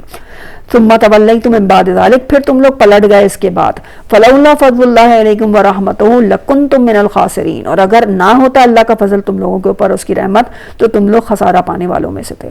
وَلَقَدْ عَلِمْتُمُ الَّذِينَ اعْتَدَوْا مِنْكُمْ فِي السَّبْتِ فَقُلْنَا لَهُمْ كُونُوا قِرَدَةً خَاسِئِينَ. اب یہ ان کو تو اللہ تعالیٰ نے جو کتاب عطا کی تھی اور کہا گیا تھا کہ اس کی آیتوں سے تم نصیحت کرنی ہے, تمہیں دوسروں کو, خود اپنے اوپر بھی اس کو قائم کرنا ہے, خود مضبوطی سے پکڑنا ہے. لیکن ان کا رویہ ان آیتوں کے ساتھ کیا ہو گیا؟ جو اس تورات کے احکامات تھے, ایک حکم ان کا کیا تھا, سبت کا حکم ان کو دیا گیا تھا. اور وہ سبت کا کیا تھا, وہ ہفتے کے دن ان کو کیا کیا گیا تھا, ان سے کہا گیا تھا کہ کسی قسم کا کوئی دنیاوی معاملہ نہیں کریں گے, وہ عبادت کر دیں گے. اور جیسے ہمارا جمعے کا تھوڑا سا ٹائم ہوتا ہے جس میں نماز کا ایک وقت ہوتا ہے, وہ جو بھی وہ اتنا ٹائم اللہ تعالیٰ کیا کہتا ہے کہ اس وقت جو ہے وہ دوڑو اللہ کے ذکر کی طرف. تو یہ بالکل ان کے لیے کیا تھا, یہ اس بنی اسرائیل کی قوم کے لیے ہفتے کا پورا دن کیا تھا کہ, اور بلکہ جمعے کے دن جیسے اللہ تعالیٰ نے کہ تجارت کو اور ان سب چیزوں کو چھوڑ دو اور پھر اللہ کے ذکر کی طرف جاؤ. تو ایسے ہی ان لوگوں کو پورے دن کے لیے کہا گیا تھا کہ اپنی ساری تجارت اور دنیا کے جتنے بھی کام ہیں وہ سب چھوڑ کے تمہیں صرف اللہ کی عبادت اور قرآن کے جو قرآن کہہ رہی ہوں میں, لیکن بہرحال یہ کہ زبان سے نکل رہا ہے اس کا مطلب یہ ہے کہ ہمارے لیے بھی ویسے ہی ہے. تو بہرحال بنی اسرائیل سے کہا جا رہا ہے تو تورات کے ساتھ ان کو اس دن پہ جو ہے نا اس کی اسٹڈی کرنی ہے, اس کے ساتھ وقت گزارنا ہے, عبادت کرنی ہے, یہ ان کا اس دن کا کام ہوا کرتے تھے. لیکن انہوں نے کیا کیا, اس کے اندر انہوں نے کیسے ان آیات کو مذاق کا نشانہ بنا لیا کہ انہوں نے جو ہے وہ یہ اس کا تفصیلی واقعہ جو ہے وہ سورہ اعراف کے اندر آئے گا, لیکن بس یہی ایک صرف گلپس لے لیتے ہیں کہ جو ہے وہ مچھیرے تھے یہ جو جنہوں نے سب کا قانون توڑا تھا. تو یہ جو مچھیرے تھے انہوں نے کیا کیا, شروع کیا گڈھے کھود دیتے تھے ہفتے کے دن سے پہلے یعنی جمعے کے دن, اور اس کے بعد کیا ہوتا تھا ہفتے کے دن جتنی بھی مچھلیاں آتی تھیں وہ سب ان گڑھوں کے اندر آ جاتی تھیں. تو ہفتے کے دن تو وہ نہیں پکڑتے تھے, اور جب ہفتے کا دن پورا گزر جاتا تھا اس کے بعد جا کے وہ ساری مچھلیاں جو ہے وہ پکڑ لیتے تھے ہاتھ میں. تو یعنی یہ کیا چیز ہے, یہ ہیلا اور بہانہ ہے. یعنی انہوں نے کیا کیا, اس حکم کا, اللہ کے اس حکم کا انہوں نے مذاق بنا لیا. تو اس چیز کو یہ اللہ تعالیٰ یہاں پہ کہہ رہا ہے کہ کس طریقے سے انہوں نے اللہ کی آیات یعنی جو وعدہ کیا تھا کہ خذوا ما آتیناکم, اور انہوں نے کیا کام کیا, انہوں نے ان آیات کا کس طرح مذاق بنایا. تو اس کی بدلے میں کیا کہا اللہ تعالیٰ نے, فَقُلْنَا لَهُمْ كُونُوا قِرَدَةً خَاسِئِينَ, پر ہم نے کہا کہ ان کے لیے ان کے لیے کہا کہ ہو جاؤ بندروں میں سے, یعنی كُونُوا قِرَدَةً خَاسِئِينَ, یعنی بالکل کیا کہنا چاہیے, بالکل یعنی ان کو بس بندر بنا دیا گیا اس پوری نسل کو. اب اس کے بارے میں مختلف باتیں کی گئی ہیں لیکن اس کی طرف ہم نہیں جاتے, بس یہ کہ ان کی پوری شکلیں بگاڑ دی گئیں اس کی سزا کے طور پہ کہ انہوں نے جو ہے وہ اللہ کی آیات کا مذاق بنایا. وَفَجَعَلْنَا نَكَالًا لِمَا بَيْنَ يَدَيْهَا وَمَا خَلْفَهَا وَمَوْعِظَةً لِّلْمُتَّقِينَ. اچھا جی, اور اس طریقے سے ہر طرف سے تم پر دھتکار پڑی, اور اس طرح ہم نے ان کے انجام کو اس زمانے کے لوگوں اور بعد کے آنے والوں کے لیے موعظہ بنا دیا جو کہ تقوی رکھنے والے ہوں. تو یعنی اللہ تعالیٰ کیا کہہ رہا ہے کہ یہ صرف نہیں تھا کہ ان کی جو یہ نسل بن گئی صرف ان کے لیے ہی نہیں, جو بعد میں آنے والے تھے ان کے لیے بھی ایک بڑی جو ہے وہ ایک اس کا ذریعہ بن گئی, عبرت کا جو ہے وہ کا ذریعہ بن گئی وہ. وَإِذْ قَالَ مُوسَىٰ لِقَوْمِهِ إِنَّ اللَّهَ يَأْمُرُكُمْ أَن تَذْبَحُوا بَقَرَةً. اچھا, اب ایک مذاق تو انہوں نے سب کا اڑایا تھا, اور دوسرا ایک اور واقعہ اب یہاں پہ اللہ تعالیٰ لے کر آ رہا ہے. یعنی وہ جو بات ایک اللہ تعالیٰ نے کہی تھی کہ ان کو کیا حکم تھا, خذوا ما آتیناکم, اور اب ان کے رویے کیا تھے, ان کے ایکشنز کیا تھے, یہ اللہ تعالیٰ لے کر آیا نا. اب اس میں یہ ضروری نہیں ہے کہ کوئی سیکوینس, کوئی کہانی تو نہیں چل رہی نا, ہم پہلی بھی بات کر رہے ہیں, یہ صرف چارجز کی بات ہو رہی ہے. تو کیسے انہوں نے اس کے خلاف کام کیا, اس پکڑنے کو کیسے انہوں نے ان آیات کا مذاق بنایا, کیسے انہوں نے ان آیتوں کو چھوڑ دیا, کیسے بدل دیا ان آیتوں کو, یہ چارج اللہ تعالیٰ یہاں پہ ان واقعات کے ذریعے سے لے کر آ رہا ہے. تو یہ جو سبت کا واقعہ تھا یہ بہت بعد کا ہے, اور یہ جو واقعہ تھا یہ اسی صحرا کے اندر پیش آیا تھا جب حضرت موسیٰ علیہ السلام کے ساتھ بنی اسرائیل موجود تھی. اور یہ پورا رکوع ہے, بس ہم آج کے دن میں انشاءاللہ اسی کے اوپر ہی ختم کریں گے, 15 منٹ رہ گئے انشاءاللہ ختم ہو جائے گا. اچھا, اس کے اندر اس واقعے پہ جانے سے پہلے چھوٹی سی صرف اس کا کیا بیک گراؤنڈ ہے یہ میں بتا دیتی ہوں کہ ہوا کس طریقے سے تھا کہ بنی اسرائیل کا ایک شخص جو ہے وہ قتل ہو گیا تھا, اور بڑا اونچے ایک گھرانے کا وہ شخص تھا, اور اس کا جو قاتل تھا اس کا کوئی پتہ نہیں چل رہا تھا, اور قریب تھا کیونکہ قبائلی نظام تھا, قریب تھا کہ قبائل جو ہیں وہ آپس میں لڑ جائیں. تو اس چیز کو اب اس کو کیسے ٹیکل کیا جائے, تو یہ جن کے کچھ لیڈرز تھے وہ حضرت موسیٰ علیہ السلام کے پاس آئے جیسے کہ ہر دفعہ آتے تھے, اور پھر آ کے انہوں نے حضرت موسیٰ علیہ السلام سے سوال کہا کہ بھئی یہ مسئلہ ہوا ہے, یہ شخص جو ہے وہ قتل ہو گیا ہے, اور اس کا جو ہے وہ قاتل کا کوئی پتہ نہیں چل رہا ہے. تو حضرت موسیٰ علیہ السلام نے ان کو کیا کہا کہ اللہ حکم دیتا ہے کہ گائے ذبح کرو. اب یہ جو چیز تھی اس کے اوپر انہوں نے کہا لو ہم آپ سے پوچھ رہے ہیں کہ قاتل بتاؤ, آپ کہہ رہے ہیں گائے ذبح کرو, یہ کون سی, یعنی وہیں پہ کس طریقے سے وہ یعنی لٹرلی ہم اگر حضرت موسیٰ علیہ السلام اور بنی اسرائیل کے آپس میں جو ڈائلاگز ہیں نا ان کو پڑھیں تو کیا پتہ چلتا ہے کتنا زج کرنے والی قوم تھی یہ, کتنا پریشان کیا ہے. لٹرلی اللہ تعالیٰ نے کہا ہے ان کے لیے کیا تم لوگ, یعنی جب امت کو مخاطب کیا ہے آگے جا کے, پتہ نہیں اسی صورت میں ہم دیکھیں گے آگے سورہ آل عمران کے اندر آئے گا کہ کیا تم لوگ ایسے ہی سوال کرو گے جیسے کہ موسیٰ سوال کیے گئے. تو یعنی اللہ تعالیٰ مسلمانوں سے کہہ رہے ہیں کہ تم یہ کام کرو گے جیسے جس طریقے سے جو ہے وہ بنی اسرائیل جو ہے وہ اپنے نبی کے ساتھ کرتے گئے. یعنی یہ ایک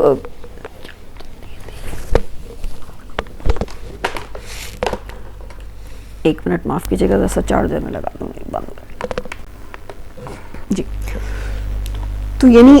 کس طرح زج کرنے والی یہ قوم تھی نا. تو یہاں پہ بھی یہی ہوا کہ جب موسیٰ نے کہا کہ وہ گائے ذبح کرو تو اس پہ وہ باقاعدہ انہوں نے لٹرلی یہ الفاظ کہے کہ کیا آپ مذاق کر رہے ہیں ہم سے، مطلب ہم آپ سے جو ہے وہ قاتل کا پوچھ رہے ہیں، آپ کہہ رہے ہیں کہ گائے ذبح کرو. ایک اور چیز ہے جس کی وجہ سے گائے ذبح کرنے کو کہا گیا، یہ بھی ایک ذہن میں رکھیے گا. سورہ اعراف کے اندر ہم سیکوینس آف ایونٹس پڑھ رہے ہوں گے تو ہمیں چیزیں سمجھ میں آئیں گی، لیکن میں ابھی آپ کے سامنے ایک بات ضرور رکھ دیتی ہوں تھوڑا سا واقعاتی تناظر کے اندر، تاکہ یہ والی کانسیپٹ ہمیں سمجھ میں آئے کہ کیوں حکم دیا گیا تھا گائے ذبح کرنے کا. اور وہ کیا وجہ تھی کہ جب یہ وہاں سے ایکزوڈس ہوا ہے، جس کو ہم ایکزوڈس کس کو کہہ رہے ہیں، خروج ہوا ہے، یعنی جو مصر سے یہ لوگ نکلے ہیں بنی اسرائیل، تو ایک قوم کے اوپر سے ان کا گزر ہوا، اور وہ قوم کیا کر رہی تھی، گائے کی پرستش کر رہی تھی. اچھا، اس سے پہلے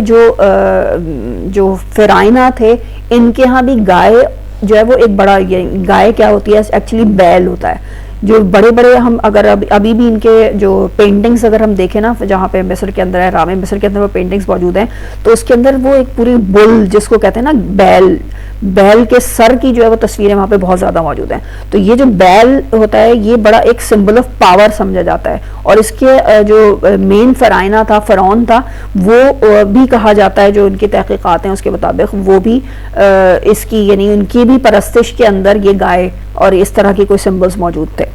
اچھا، وہ بہرحال یہ اپنے آپ کو خدا ضرور کہتے تھے، لیکن کچھ سمبولکلی جو ہے وہ گایوں کی بھی ایک انہوں نے رکھے ہوئے تھے جس کو ان کو آ کے ٹریبیوٹ پیش کرنا ہوتا تھا. تو یعنی پھر وہی بات آ گئی کہ بنی اسرائیل نے کہاں سے یہ گائے کا اور ان سب چیزوں کا کانسیپٹ دیکھا تھا. ایک تو اپنے آقا کو اس چیز کو بڑا ہیروئک سمجھتے تھے، ان کے آقا اس کو ہیرو سمجھتے تھے، کس کو، ایک گائے کو، یعنی اس کا سمبل جو ہے وہ استعمال کر رہے ہوتے تھے. ایون ان کے اگر ہم نے دیکھا ہو، ذہن میں میرے صحیح سے نہیں آ رہا، لیکن ان کے جو محل ہوتے تھے اس میں بھی جو ہے وہ گائے کی کچھ شکلیں اور اس طرح کے کچھ ماڈلز انہوں نے، یعنی اس کے سر کے جو بیل کے پورے سینگ کے ساتھ جو ہوتا ہے وہ انہوں نے نصب کیے ہوئے تھے. تو یعنی یہ سمبل بنی اسرائیل نے فرعون کے پاس دیکھے تھے. یعنی ان کے ایک تو یعنی اس کی عقیدت یا اس کا کوئی بڑائی ان کے کہتے ہیں نا کہ کئی لاشعور کے اندر اس جیسے جو آقا کی کوئی چیز ہوتی ہے اس کو کیسے عقیدت اس سے پیدا ہو جاتی ہے، جیسے ہم لوگوں کا حال ہے بالکل. تو بحال یہی ہے کہ وہ اس طرح کی عقیدت ان کے دلوں کے اندر موجود تھی. اور پھر اس کے بعد وہ والا بھی ہو گیا کہ جب یہ نکلے تو پھر انہوں نے ایک قوم کو دیکھا کہ وہ جو ہے وہ گائے کے آگے جو ہے وہ سجدہ کر رہی ہے. تو وہ حضرت موسیٰ سے اس وقت بھی انہوں نے کیا کہا، انہوں نے کہا کہ ہمارے لیے بھی کوئی ایسی گائے وائے ٹائپ کی چیز بنا دیں، ہمیں تو نہیں پتا، ہمیں تو اللہ تو نظر ہی نہیں آتا، تو جو ہے وہ اس طرح کی کوئی چیز ہوگی تو ہم بھی ذرا اعتکاف کریں گے، ہمارے سامنے کوئی چیز ہوگی ہم اس کے آگے جو ہے وہ سجدہ کیا کریں گے جیسے یہ لوگ بیٹھے ہوئے. تو مطلب یہ ہم سمجھیں کہ کہاں سے آیا، فرعونہ سے آیا. ان کے دلوں کے اندر تھوڑا سا ایک ہوتا ہے نا اس کی عقیدت موجود تھی. پھر انہوں نے ایک اور قوم کو دیکھا، جبکہ پتا ہے کہ اللہ کون ہے، پتا ہے کہ موسیٰ علیہ السلام کی اللہ تعالیٰ سے طور کے اوپر گفتگو ہو چکی ہے، لیکن اس کے طور پہ ظاہر پہلی جو گفتگو ہوئی ہے وہ تو بنی اسرائیل کے پاس آنے سے پہلے ہوئی تھی. وہ تو مصر کے اندر موسیٰ علیہ السلام واپس آئے، اس سے پہلے نبوت مل چکی تھی نا. تو وہ گفتگو کا کیا موسیٰ علیہ السلام نے بنی اسرائیل کو نہیں بتایا ہوگا؟ اچھی طرح جانتے ہیں کہ وہ تو اللہ کون ہے اور کس طریقے سے ہے، لیکن اس وقت کہتے ہیں کہ اللہ تو ہمیں نظر نہیں آتا، تو ایک سمبل تو ہو ہمارے پاس، تو یہ سمبل ہمارے لیے بھی ایسا کوئی بنا دیں اللہ کا جس کے آگے ہم جھک جایا کریں، اس کا ہم اعتکاف کیا کریں. تو یہ ان کے دلوں کے اندر جو عقیدت تھی نا، اس چیز کو ختم کرنے کے لیے اللہ تعالیٰ نے اصل میں یہاں پہ ہوتا ہے نا کہ ایک چیز کی کتنی حکمتیں ہوتی ہیں. تو یہ اپنا ایک ایشو لے کر آئے تھے کہ قاتل کی تلاش ہے. اللہ نے ان کا ایک پرابلم جو دل کے اندر موجود تھا اس کو ختم کرنے کے لیے، اس کو کلینز کرنے کے لیے حکم کیا دیا کہ گائے کو ذبح کیا جائے. یعنی اللہ تعالیٰ چاہتا تو بھائی ایسے ہی بتا دیتا اس قاتل کا نام، لیکن خاص طور پہ گائے کے ذبح کرنے کا حکم ہی کیوں دیا جا رہا ہے؟ تاکہ ان کے دل میں جو بچڑا رچا برسا تھا نا اس کو نکال دیا جائے. اچھا، واقعاتی حساب سے اس کے بارے میں میری جو نالج ہے وہ تھوڑی سی اس کے معاملے میں ذرا سے کم ہے. ہو سکتا ہے کہ یقیناً یہ ہوگی تو صحیح ہے ان کے تورات کے اندر کہ، لیکن پھر بھی مے بی پاسبل کہ یہ اس بچڑے کی عبادت کے بعد ہوا ہو، یا ایسا بھی ہو سکتا ہے کہ اس سے پہلے، کیونکہ عقیدت تو ان کے پاس موجود تھی. اللہ تعالیٰ کو معلوم تھا کہ یہ پرابلم ان کی ہے، اس کو جو ہے وہ دور کرنا ضروری ہے. تو اس کا میں ایگزیکٹ یہ فریم ورک جو ہے وہ نہیں بتا سکتی، ٹائم نہیں بتا سکتی کہ کس وقت ہوا تھا، کیوں، اس لیے کہ میری نالج اس کے معاملے میں تھوڑی سی کم ہے. اگر آپ لوگوں میں سے کسی کو پتا ہو تو یقیناً آپ شیئر کیجیے گا. اچھا جی، ابھی ہم آگے چلتے ہیں، اب دیکھتے ہیں کہ کس طریقے سے یہ چیزیں انفولڈ ہوتی ہیں. وَإِذْ قَالَ مُوسَىٰ لِقَوْمِهِ، اور یاد کرو کہ جب کہا موسیٰ نے اپنی قوم سے، إِنَّ اللَّهَ يَأْمُرُكُمْ أَن تَذْبَحُوا بَقَرَةً، کہ بے شک اللہ تمہیں حکم دیتا ہے کہ تم ذبح کرو ایک گائے کو. قالوا تتخذون ہزوا، انہوں نے کہا کہ کیا آپ مذاق کرتے ہیں ہم سے. قال اعوذ باللہ ان اکون من الجاہلین، تو حضرت موسیٰ علیہ السلام نے کہا کہ میں اللہ کی پناہ مانگتا ہوں، اعوذ باللہ، اللہ کے ساتھ میں چمٹ جاتا ہوں، اللہ کے یعنی لٹرلی اعوذ باللہ کا ہمیں پتہ ہے کہ کیا کانسیپٹ ہے، کہ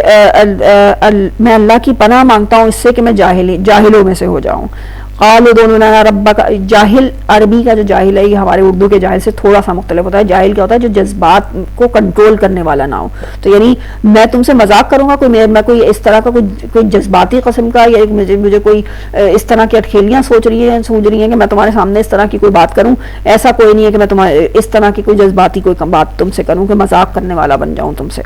قالوا ادع لنا ربک یبین لنا ما ہی، تو انہوں نے کیا کہا کہ اپنے رب سے پوچھو. اب پھر دیکھیں آپ ورڈ کہ اپنے رب سے پوچھو، یہ نہیں کہہ رہے کہ بھائی ہمارے رب سے ذرا سوال کر لیں، آپ ہمارے رب سے ذرا پوچھئے یبین لنا ما ہی، کہ وہ ہمیں اس گائے کی تو کچھ ذرا اس کے بارے میں وہ کیسی ہو یہ بتا دیجئے. قال انہ یقول انہا بقرۃ لا فارض ولا بکر. اچھا اب ایک منٹ کے لیے رک کے پھر ہم ابھی دیکھتے ہیں، ابھی ہم پورا پڑھ لیں گے انشاءاللہ واقعہ سیدھا، لیکن ایک چیز ہم یہ دیکھیں کہ کس طریقے سے بنی اسرائیل نے ایک سمپل سا ایک انسٹرکشن تھی کہ بھائی گائے ذبح کرو، اسی وقت میں جاتے کوئی بھی گائے چلتی پھرتی نظر آتی اس کو ذبح کر دیتے، لیکن انہوں نے سوال پہ سوال اتنا کمپلیکس بنا لیا اس میٹر کو کہ وہ خود ان کے لیے مسئلہ بن گیا. تو یعنی اور اس کے پیچھے ریزنز کیا تھی کہ وہ اللہ کے احکامات کو ایز اٹ از قبول کرنے والے نہیں تھے. اور پھر ایک اور چیز جو ابھی تک میں نہیں رکھ پا رہی تھی، مجھے ابھی یاد آیا کہ ہم نے شروع میں اگر یاد ہو کہ 3 کیٹیگریز جو بات کی تھی کہ مومن، کافر اور منافق، اور ہم نے کیا بات کی تھی کہ منافق کی جو کچھ بھی جو اسکیچ اللہ تعالیٰ نے شروع میں بیان کیا نا بنی اسرائیل میں، ہمیں بار بار وہ مینیفیسٹ ہوتا ہوا نظر آئے گا. تو یہاں پہ ہم دیکھ لیں کہ کس طریقے سے اللہ نے ایک حکم دیا تو بجائے اس کے کو فوری طور پہ اس پہ عمل کرنے والے بنے، جہاں پہ وہی ہوتا ہے نا کہ جہاں پہ آسانی لگی وہاں چل پڑے اور جہاں پہ مشکل ہوئی وہاں پہ کھڑے ہو گئے. تو یہ کیفیت جو ہے وہ بنی اسرائیل کی مستقل ہمیں نظر آ رہی ہے یہاں پہ بھی. تو یہی ہے کہ انہوں نے اس چیز کو کتنا کمپلیکس بنا لیا. تو اب سوال کیا پوچھا کہ وہ ذرا بتائیے، تفصیل تو بتائیں گے گائے ہو کیسی. تو اس پہ جواب کیا دیا گیا کہ وہ کہتا ہے یعنی رب کہتا ہے کہ بے شک یہ گائے ایسی ہو کہ نہ تو جو بوڑھی ہو اور نہ بہت چھوٹی ہو، نہ بڑا بکرن، نہ تو بہت زیادہ ایج میں زیادہ ہو، نہ بالکل ہی بہت ہی یعنی وہ جو ہوتی ہے نا ایک خاص جو 2 دانت والا کہلاتا ہے یا کیا کہلاتا ہے، تو اس سے کوئی چھوٹی بھی نہ ہو. اوان بین ذالک، بلکہ ان دونوں کے درمیان ہو. فافعلوا ما تؤمرون، پس کرو جو تمہیں حکم دیا جا رہا ہے. موسیٰ علیہ السلام جانتے ہیں کہ اب اگر انہوں نے نہیں کیا نا تو یہ بڑا مسئلہ بننے والا ہے. تو وہ بھی ایک زچ ہو کے کہتے ہیں کہ بس بھائی خدا کے لیے اب کر لو یہ کام. قالوا ادع لنا ربک یبین لنا ما لونھا، لیکن وہ کیا تھے کہ وہ بنی اسرائیل تھے. وہ کیا کہتے ہیں کہ آپ ذرا اپنے رب سے پوچھئے کہ آخر اس کا رنگ کیسا ہو. اب یہ دیکھیں یہ کتنی بالکل یعنی جو بالکل کیا کہنا چاہیے ڈسٹریکٹ کرنے والی چیز ہے. یہ اس کا کیا تعلق تھا کسی گائے کے ذبح کرنے سے، لیکن بس یہی ہیلے بہانے تلاش کرنا اور دوسرا مذاق اڑانا. یعنی اپنے نبی کو کس طریقے سے استہزاء کا ایک لٹرلی استہزاء ہی ہے نا یہ کہ ایک بات کہی جا رہی ہے اور نبی آپ سے کہہ رہا ہے تو اس کا مطلب ہے اللہ کا حکم ہے، لیکن بجائے اس کے اس پر عمل کرنے کے کس طریقے سے وہ کس طرح کے سوال ان سے کر رہے ہیں. اور اسی کو ہم یہ سمجھ لیں کہ ہم شروع میں جو آدم اور ابلیس کے قصے میں ایک بات کر رہے تھے کہ ایک قسم کے سوال ہوتے ہیں جو کسی کا مذاق اڑانے کے لیے کیے جا رہے ہوتے ہیں، اور ایک سوال ہوتے ہیں جو اپنی نالج کو بڑھانے کے لیے کروائے جا رہے ہوتے ہیں. بالکل واضح ہو رہا ہے قرآن کے الفاظ سے جو وہ ادا کر رہے تھے، جو بات وہ کہہ رہے تھے، وہ کسی بھی طرح اپنی کوئی انفارمیشن کے لیے یا اپنی کوئی علم کے اضافے کے لیے یہ کام نہیں کر رہے تھے. ان کا مقصد صرف اور صرف کیا تھا کہ حضرت موسیٰ علیہ السلام کو زج کیا جائے. یعنی یہ کیا بات کر دی تم نے کہ ہم کہہ رہے ہیں قاتل اور تم کہہ رہے ہو کہ گائے کا ذبیحہ، یہ تو ہمیں بالکل سمجھ ہی نہیں آ رہی. تو اب اس لیے بلا وجہ کی جو ہے وہ باتیں مستقل ان کی چل رہی تھیں. تو یعنی رنگ کے بارے میں پوچھتے ہیں تو جواب اس کے بعد کیا ملتا ہے؟ قال، انہوں نے کہا کہ انہ یقول انا بقرۃ صفراء، کہ وہ کہتا ہے یعنی اللہ تعالیٰ کہتا ہے کہ اس کا رنگ ایسا ہو، ایسا تیز ہو، ایسا کہ یعنی کہ بالکل یعنی صفرا لٹرلی سیفرون کلر کہلاتا ہے نا، تیز قسم کا زرد یا گولڈن ٹائپ کا جو کلر ہوتا ہے. اب یہ ایک اور چیز ہم دیکھیں، یعنی اس بات سے صرف میرے ذہن میں بھی آ رہا ہے کہ یہ یقیناً اس بچڑے کی عبادت کے بعد یہ واقعہ ہوا ہوگا، کیونکہ گولڈن کاف یعنی گولڈن کاف کوئی آسان تو نہیں ہے حاصل کرنی، لیکن وہ گولڈن کاف کون سی ہوگی؟ جو انہوں نے سونے کے ذریعے، سونے سے سامری نے بنوائی تھی نا، جس کو وہ جس کی عبادت کرنے میں لگ گئے تھے. تو یقیناً یہ جو ایک گولڈن قسم کا کاف اس بچڑے کی جو ہے وہ کہی جا رہی ہے یا گائے کے لیے کہا جا رہا ہے، تو اس کی ریزن جو ہے وہ یہی ہوگی کہ یہ پہلے اس پورے عمل کے اندر جو ہے وہ رہ چکے ہیں. فاقن لونہا تسر الناظرین، اور اس کا رنگ ایسا شوق ہو، ایسا تیز ہو کہ دیکھنے والوں کو خوش کر دے، یعنی ان کے دلوں کو سرور عطا کر دے، ان کے نظروں کو. قالوا ادع لنا ربک یبین لنا ما ہی، اب پھر پوچھتے ہیں کہ اپنے رب سے پوچھے کہ آخر وہ ہو کیسی، یعنی بھائی رنگ بھی بتا دیا، اب مزید اور تمہیں کیا چاہیے، لیکن پھر بھی پوچھتے ہیں کہ اچھا بھائی بتا دو، ذرا تفصیل بتاؤ کہ وہ ہو کیسی. ان البقرہ تشابہ علینا، ہمیں تو ذرا اس میں نا اس گائے کے بارے میں ذرا شبہ پیدا ہو گیا ہے، یعنی ہمارے اوپر یہ شبہ، ہم شبہ کے اوپر میں گرفتار ہو گئے ہیں اس گائے کے معاملے میں. وَإِنَّا إِن شَاءَ اللَّهُ لَمُهْتَدُونَ، اور بے شک ہم اگر اللہ نے چاہا تو یہ پا ہی لیں گے، یعنی سیدھا رستہ یا محتدین میں شامل ہو جائیں گے. تو یہ صرف ایک کہا جاتا ہے کہ یہ جو انہوں نے آخر میں یہ بات کہہ دی نا کہ انشاءاللہ، اس لیے صرف یہ ہوا کہ آخر میں ان کو وہ گائے مل گئی، ورنہ ایسا امکان نہیں تھا، یعنی ان کا کوئی ارادہ ایسا نہیں تھا کہ وہ جو ہے وہ گائے کو ذبح کرنے والے ہوں گے. تو یہ ہے کہ یعنی آخر میں یہ کہتے ہیں کہ بھائی ہمیں تو بڑا شبہ ہو گیا، تو اب ذرا تفصیل بتا دیجئے. تو اب اللہ تعالیٰ یعنی حضرت موسیٰ علیہ السلام کیا جواب دیتا ہے؟ قال انہ یقول، کہ انہوں نے جواب دیا کہ بے شک وہ کہتا ہے انا بقرۃ لا ذلول تثیر الارض ولا تسقی الحرث، کہ بے شک وہ گائے ایسی ہو جو نہ تو یعنی زمین کے اندر سوتی گئی ہو، کیا کہنا چاہیے، جیسے ہل نہیں چل، یعنی خدمت بھی نہیں کی ہو اس گائے نے، اور نہ وہ کبھی کیا کہتے ہیں اسے ورڈ نہیں آ رہا، وہ جو ہل چلانے کے لیے جو گائے استعمال ہوتی ہے نہ تو وہ ہو، نہ سواری کے لیے استعمال کی ہو، یا کوئی بار برداری کے لیے استعمال کی گئی ہو، یعنی دونوں بھی کسی بھی قسم کی، یعنی ایک آزاد گائے جس کو ہم کہہ سکتے ہیں نا، کہ کوئی بھی کام کے لیے استعمال نہیں کی ہو اس طرح کی، کہ ذلیل نہ کیا گیا، اس کو انسان نے اپنے استعمال میں نہ لے کر آیا ہو. ایسی گائے ہم سوچے کہ کیسے پاسبل ہے، لیکن بہرحال ان کے سوال تھے، اور اسی وجہ سے اللہ تعالیٰ ان کو جو ہے وہ نا کہ ان کو ان کی جو اسکوپ تھا اس کو کم سے کم کرتا چلا جا رہا تھا، ورنہ اتنا بڑا اسکوپ تھا، کچھ بھی کیا جا سکتا تھا، لیکن ان کے سوالوں کی وجہ سے وہ اس کا شکار ہوئے.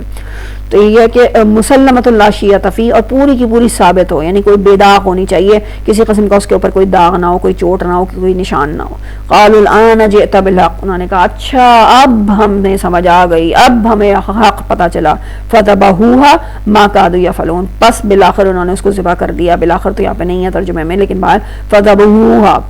پس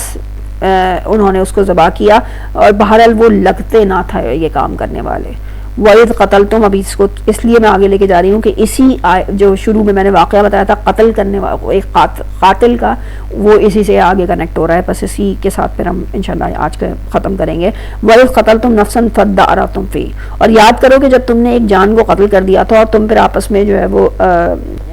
یعنی ایک دوسرے پر قتل کا الزام لگا رہے تھے. وَاللَّهُ مُخْرِجٌ مَا كُنتُمْ تَكْتُمُونَ، اور اللہ نکالنے والا تھا جو کچھ تم چھپا رہے تھے. فَقُلْنَا اضْرِبُوهُ بِبَعْضِهَا، پھر ہم نے کہا کہ اس کے ایک حصے کو اس پر مارو. اب یہ تھا یہ جو پوری ریزن تھی ایک گائے کو ذبح کرنے کی، کہ اب جب بالآخر ایٹ لاسٹ جب انہوں نے اس کو ذبح کر لیا تو کہا گیا کہ اس کے گوشت کا ٹکڑا ایک حصہ لے کر اور اس لاش کے اوپر ایک ضرب اس کے اوپر ماری جائے. یہ حکم اللہ تعالیٰ نے بالآخر دیا ہے. تو پھر واللہ، جی یہ تو ہو گیا نا، کذالک یحیی اللہ الموتیٰ، اسی طرح اللہ زندہ کر دیتا ہے مردوں کو. سبحان اللہ. اللہ تعالیٰ جب کوئی ایون ایک واقعہ بیان کر رہا ہو، یہ بڑی پورا کہتے ہیں نا اتنی کچھ ہوتے ہیں واقعاتی سٹائل میں، یہ پورا واقعہ بیان کیا گیا. ایسا نہیں ہے کہ کچھ خالی گلمسز دے دیا ہوں، پورا شروع سے لے کے آخر تک کیا ہوا وہ پوری چیز ہمارے سامنے آ گئی ہے. لیکن اس واقعے کے اندر سے کوئی ایک بھی بات اگر سبق کی نکلتی ہے نا، اللہ تعالیٰ کیسے اس کو لے کر آ جاتا ہے، کیسے اس کو ہائی لائٹ کر دیتا ہے. اور اصل میں ہوا وہاں پہ ہوا یہ اس طریقے سے تھا کہ جب وہ ٹکڑا جو ہے وہ جو بھی گوشت کا اس کے اوپر مارا گیا تھا، تو وہ لاش جو مقتول تھا وہ زندہ ہو گیا تھا، اور اس نے خود اٹھ کے بتایا تھا کہ یہ میرا قاتل ہے. تو اس طریقے سے پھر اس کے بعد انہوں نے اس قاتل کو جو ہے وہ پکڑ لیا تھا. تو یہاں لیکن اللہ تعالیٰ نے کیا لیسن لکھا ہے کہ یہ جو تم جو اٹھ کے اس وقت پہ کھڑا ہو گیا، تو یہ نہ سمجھو کہ صرف ایک انسان کو یہ اللہ تعالیٰ زندہ کرنے پہ قاتل ہے، اسی طرح اللہ تعالیٰ مردوں کو جو ہے وہ زندہ کر دے گا. تو یعنی ایک انتہائی اسپیسیفک جگہ سے کتنی جنرل سا ایک میسج جو ہے اللہ تعالیٰ ہم سب کے لیے اکراس، یعنی صرف یہ بنی اسرائیل کے نہیں، یہ ہم سب کے لیے جو ہے وہ بالکل ایز ہی ٹرو ہے کہ کس طریقے اسی طرح اللہ تعالیٰ جو ہے وہ مردے کو زندہ کرنے والا ہے. وَيُرِيكُمْ آیاتِهِ آیاتہ لعلکم تعقلون، وہ تمہیں دکھاتا ہے اپنی آیات شاید کہ تم لوگ عقل کرنے والے ہو. ثم قست قلوب، اچھا اس آیت پہ بس ہم اختتام کر لیتے ہیں کیونکہ بہت خوبصورت آیت ہے، انشاءاللہ کل ہم اس کو تھوڑا سا تفصیل میں اس آیت کو دیکھیں گے، ثم قست قلوبکم والی آیت کو. اس پہ ہم بس ختم کرتے ہیں. صدق اللہ العظیم. سبحانک اللہم و بحمدک، نشہد ان لا الہ الا انت، نستغفرک.